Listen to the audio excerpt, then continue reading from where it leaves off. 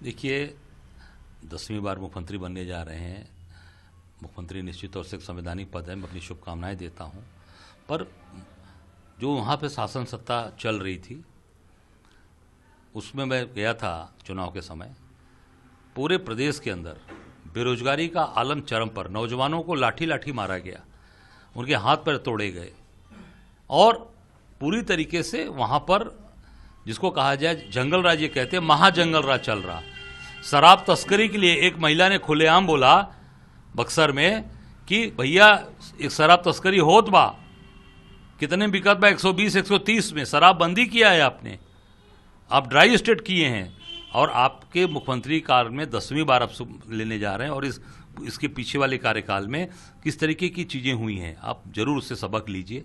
मैं कहना चाहूँगा कि नौजवानों को नौकरी दीजिए, रोजगार कारखाने लगाइए, रोज लोगों को वहाँ पर कानून व्यवस्था को सुधारिए और पूरी तरीके से जो शराब तस्करी हो रही है उसको प्रतिबंधित करिए, बंद करिए। ये मैं मुख्यमंत्री जी से मांग करता हूँ, ये मेरा निश्चित तौर से उनका मेरा मांग है उनसे। ये है सीक्रेट रेसिपी MDH का जीरा सिर्फ जल जीरा मसाला।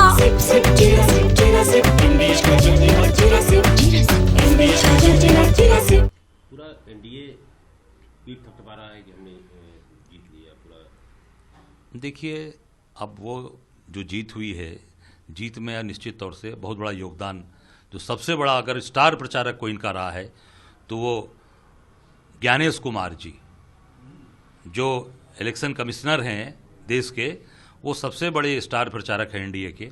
उनको जरूर आज बुलाना चाहिए था। मैं समझता हूँ उनको बुला के सम्मानित करना चाहिए था माननीय मुख्यमंत्री जी को।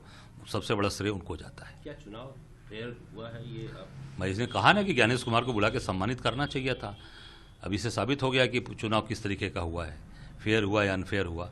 सबसे बड़े स्टार प्रचारक इनके ज्ञानेश वहाँ पे कुमार हैं, उनको बुला के जरूर मुख्यमंत्री के बगल वाली कुर्सी बैठाकर उनका सम्मान करना चाहिए। बगल में सोनभद्र कर गए थे आप, वहाँ पे खदान में जब गए मर गए, मुख्यमंत्री जी वहीं थे। नहीं, आप देखिए, जिस तारीख को भगवान बिरसा मुंडा की जयंती है, 150वीं जयंती मना रहे थे, उसी जगह सोनभद्र में चोपन एक जगह है, वहीं पर उनकी जयंती मना रहे थे। उसमें मुख्य अतिथि थे और उस कार्यक्रम का इन्होंने नाम दिया था जनजाति गौरव दिवस। जनजाति गौरव दिवस की हम गौरव कर रहे हैं भगवान बिरसा मुंडा की। और उसी दिन मौत के जो कुएं हैं वहाँ बन चुके हैं खदान के अंदर। पूरे सरकारी मशीनरी, सरकारी तंत्र जो मुख्यमंत्री के अधीन मंत्रालय है, ये खनिज विभाग स्वयं मुख्यमंत्री जी देखते हैं, जो गिरवा वस्त्र पहनकर लंबी लंबी बातें करते हैं, झूठ बोलते हैं और पूरी तरीके से आज एक केवल दिखावटी और बनावटी मुख्यमंत्री बन गए हैं।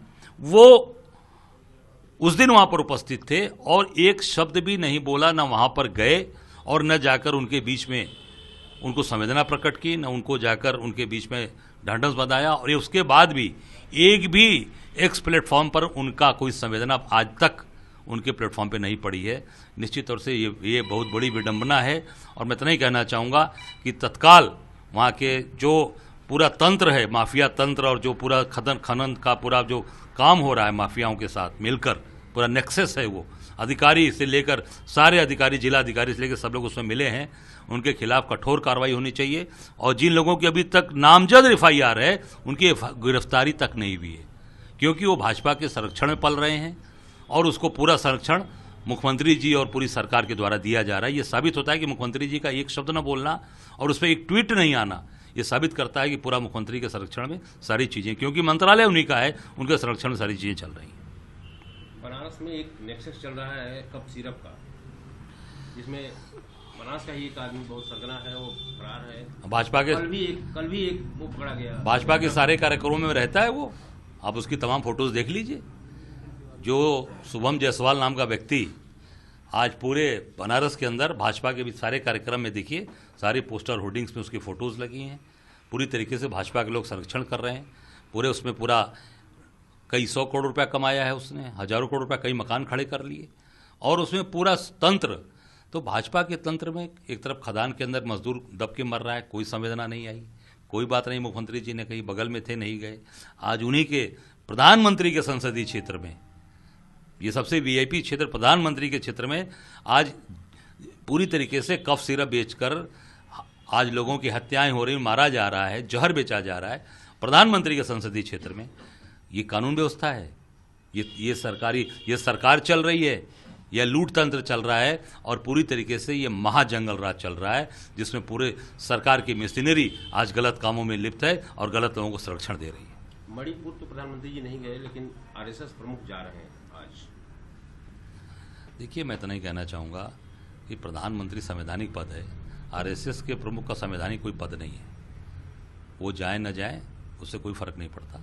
प्रधानमंत्री देश के हैं, जनता उनको चुनकर बनाती है। प्रधानमंत्री की पद से तुलना आरएसएस प्रमुख की तुलना नहीं की जा सकती। प्रधानमंत्री जी को जाना चाहिए। आरएसएस प्रमुख तो घूम ही रहे हैं सुबह से लेकर शाम तक, उनके जाने का कोई मतलब औचित्य नहीं। वहाँ पे कोई मैनेज नहीं हो पाएगा इनके जाने से? नहीं, कोई औचित्य नहीं है। ये जाएंगे और वहाँ पर जाके भड़काने का काम करेंगे और वहाँ पर लोगों आपस में विद्वेष फैलाने का काम, संघ का काम ही वही है।